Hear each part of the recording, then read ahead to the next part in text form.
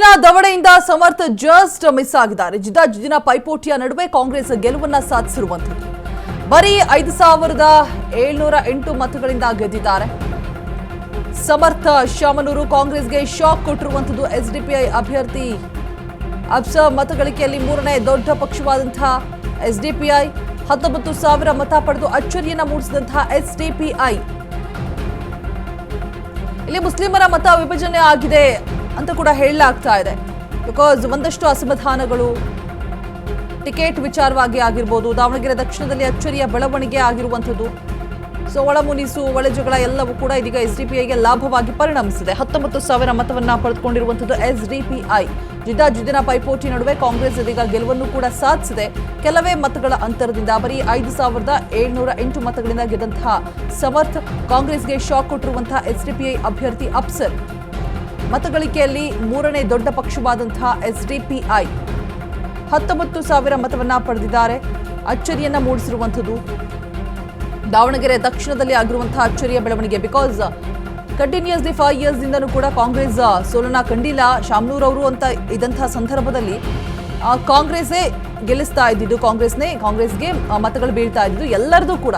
ಇವನ್ ಮುಸ್ಲಿಮರ ವಿಶ್ವಾಸವನ್ನು ಕೂಡ ಪಡೆದುಕೊಳ್ಳೋದ್ರಲ್ಲಿ ಶಾಮನೂರ್ ಅವರು ಎಲ್ಲೂ ವಿಫಲರಾಗಿರಲಿಲ್ಲ. ಬಟ್ ಆದ್ರೆ ಇಲ್ಲಿ ಯಾಕೋ ಸಮರ್ಥ ವಿಫಲರಾದ್ರ, ಎಲ್ಲೋ ಒಂದ್ ಕಡೆ ಅಸಮಾಧಾನ ಸ್ಫೋಟಗೊಳ್ತಾ ಅನ್ನುವಂಥದ್ದು ಇದರಲ್ಲಿ ಸ್ಪಷ್ಟವಾಗಿ ಕಾಣಿಸ್ತಾ ಇದೆ. ಸೊ ಎಸ್ಡಿಪಿಐಗೆ 19,000 ಮತವನ್ನ ಪಡೆದುಕೊಂಡು ಅಚ್ಚರಿಯನ್ನ ಮೂಡಿಸಿರುವಂಥದ್ದು. ಕಾಂಗ್ರೆಸ್ಗೆ ಶಾಕ್ ಕೊಟ್ಟಂತಹ ಎಸ್ಡಿಪಿಐ ಅಭ್ಯರ್ಥಿ ಅಫ್ಸರ್ ಬರೀ 5,708 ಮತಗಳಿಂದ ಗೆದ್ದಿದ್ದಾರೆ ಸಮರ್ಥ ಶಾಮನೂರು. ಜಿದ್ದಾಜಿದ್ದಿನ ಪೈಪೋಟಿಯ ನಡುವೆ ಕಾಂಗ್ರೆಸ್ ಗೆಲುವನ್ನ ಸಾಧಿಸಿರುವಂಥದ್ದು.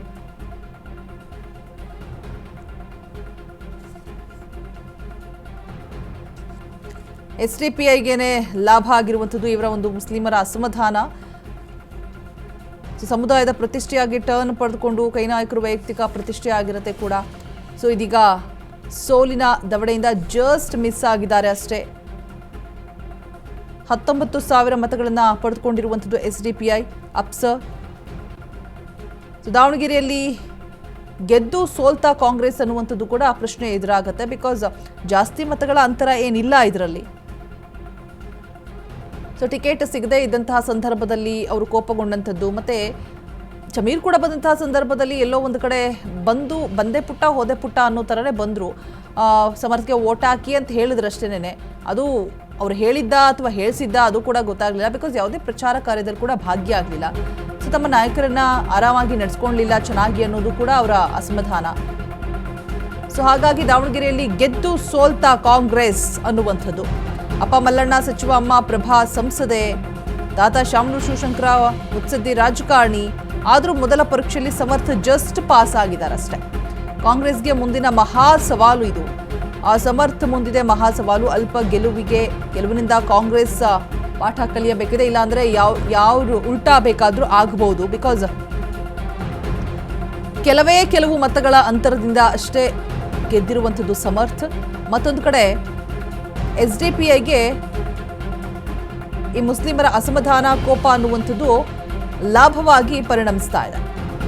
ಅಫ್ಸರ್ 19,000 ಮತಗಳನ್ನ ಪಡೆದುಕೊಂಡಿರುವಂಥದ್ದು. ಸೊ ಇಲ್ಲಿ ಮುಸ್ಲಿಮರ ಮತಗಳು ವಿಭಜನೆ ಆಗಿರುವಂಥದ್ದು ಎದ್ದು ಕಾಣಿಸ್ತಾ ಇದೆ.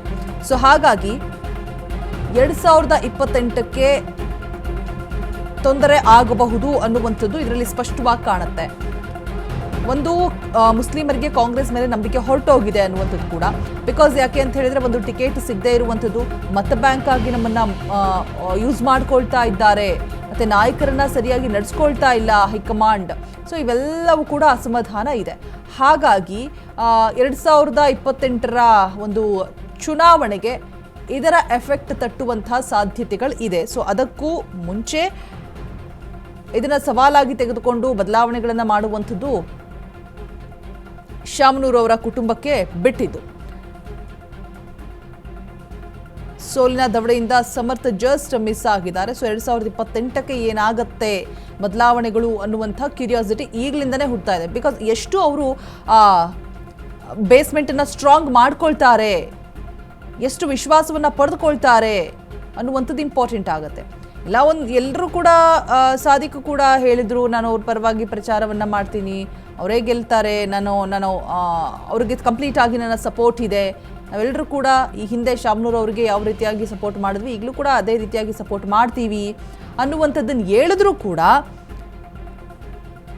ಎಲ್ಲೋ ಒಂದು ಕಡೆ ಕಡಿಮೆ ಮತಗಳ ಅಂತರ, ಜೊತೆಗೆ SDPIಗೆ ಮುಸ್ಲಿಮರ ಮತ ವಿಭಜನೆ ಆಗಿರೋದು. ಸೊ ಇದೆಲ್ಲವೂ ಕೂಡ ಒಂದಷ್ಟು ಹೋಪ್ಸನ್ನ ಹುಸಿಗೊಳಿಸುತ್ತೆ, ಕಡಿಮೆ ಮಾಡುತ್ತೆ. ಸೊ ಹಾಗಾಗಿ BJPಗೆ ಇದು ಲಾಭವಾಗಿ ಕೂಡ ಪರಿಣಮಿಸಬಹುದು.